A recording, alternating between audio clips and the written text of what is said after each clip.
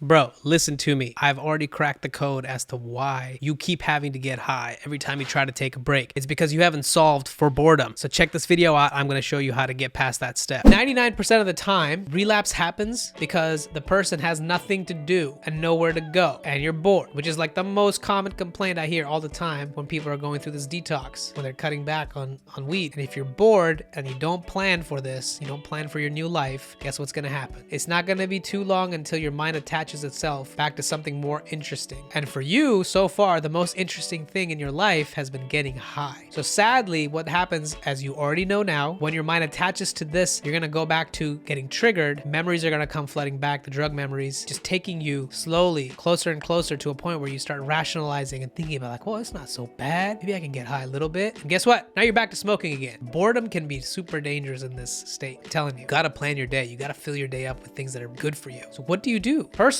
use a calendar. Use Google Calendar, man. I'm telling you, changed my life. I made fun of a friend of mine back in the day who was super successful, by the way, when he first showed me his calendar and how planned out his day was. Now my calendar, I have like 4 calendars. I plan everything out. Now, remember this, with a calendar and a schedule, it doesn't have to be a prison sentence. You don't need to just plan only things that you have to do. You also plan the things you want to do. I'm not saying don't play video games, but plan for it. Plan for the things you need to get done. Let's say, when are we going to buy groceries? What are the times we go to work? When are we making that call or doing that LinkedIn profile creation?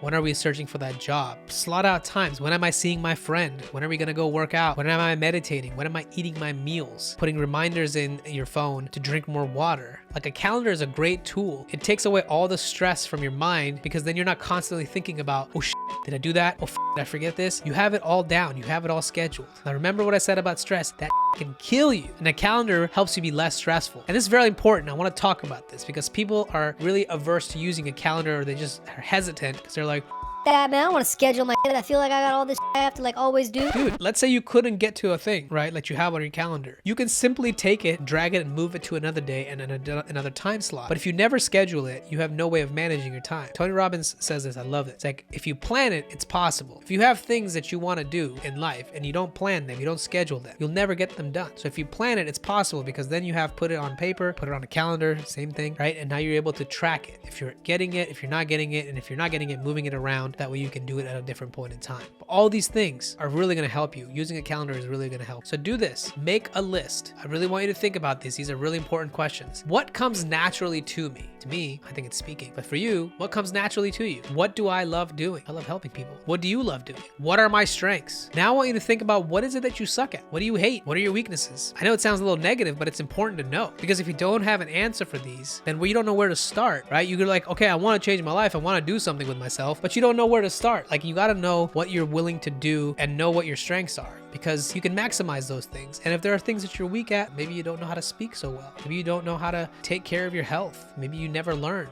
how to eat properly. Whatever it is, just be honest and humble, because then you know where you are and then you can make a change. You got to know where you are to know where you're going. Just like a GPS, right? It has to have a starting destination. So if you know where you're starting from, you know where you can go. If you have no starting point, then you'll never get to where you're trying to go.